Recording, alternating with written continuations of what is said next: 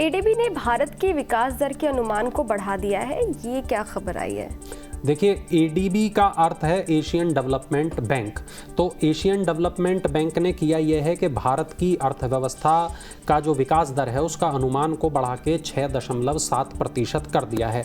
Bank अपनी report में bank ने ये बताया है कि मैन्युफैक्चरिंग, खनन, निर्माण और यूटिलिटी में दोहरे अंक में तेज़ी रही है।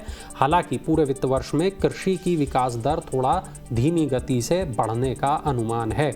तो इससे ये बात पता चलती है कि एडीबी भी अब इस बात को मान रहा है कि भारत की जो विकास दर है वो तेज़ी से बढ़ रही है। इससे पहले आरबीआई इस बात को कह चुका है। इससे पहले हम अपनी कई रिपोर्ट में बता चुके हैं कि अन्य जो ग्लोबल रेटिंग एजेंसियां हैं वो इस बात को कह चुकी हैं।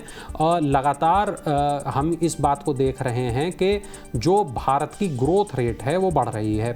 आरबीआई ने बताया था कि वित्त वर्ष 2024 में ये 7% रह सकती है। इससे पहले आईएमएफ ने भी ये वाली बात बताई थी कि जो 2023 और 24 है 6.3 भारत की विकास दर रह सकती है। खपत के आंकड़े बेहतर होंगे ये उम्मीद की जा रही है। और दुनिया में सबसे ज़्यादा जो विकास की रफ्तार है 2023 में रही है वो भारत की रही है। और भारत के बाद चीन का नंबर था, उसकी 5% रफ्तार थी। अमेरिका की 2.1% रफ्तार थी। जापान 2% पर रहा। विकसित जो जीडीपी थी वो 1.5% पर रही। सऊदी अरब इससे नीचे था, पूरा यूरोपीय रीजन इससे नीचे था, ब्रिटेन इससे नीचे था, जर्मनी इससे नीचे था। भारत की जो रफ्तार है वो इस वक्त कुलांचे भर रही है। अब इसके कई कारण हैं। इसके कारण एक ये भी है कि भारत में अब आबादी सबसे ज़्यादा है। आबादी सबसे ज़्यादा है तो खपत सबसे ज़्यादा है।